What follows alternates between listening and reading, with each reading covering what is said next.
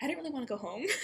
So I was like, I want to do something like meaningful and fun. And I really wanted to go to New Orleans because I went there to visit a friend at like about a couple weeks before Katrina hit. But that one got filled up pretty quickly, obviously. So it was kind of like, hmm, children. Okay, I'll go there. I love working with kids. I went to El Salvador for a week my junior year of high school, and that was just so incredible. Like the kids, like you basically don't shower the whole week you're there. So like I had this one little girl, she must have been like 5 or something like that.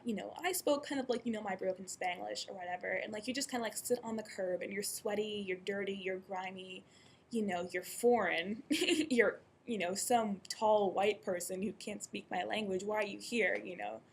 This little girl had like obviously like just taken a bath with like she smelled really good and her hair was like shining and sparkling and like her face was clean. It was like the cleanest kid I'd ever seen out in the streets.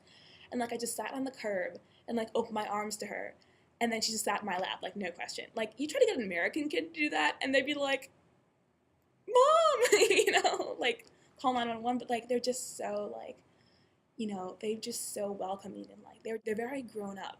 They've seen a lot of things that kids their age here, are never exposed to really. Like a lot you see like a lot of like 10-year-old girls like taking care of like infants or things like that, like just such a huge level of maturity differences, from kids here and kids there. And I think the kids here are gonna like exemplify a lot of those characteristics. They're gonna be like a lot more street smart, than we are.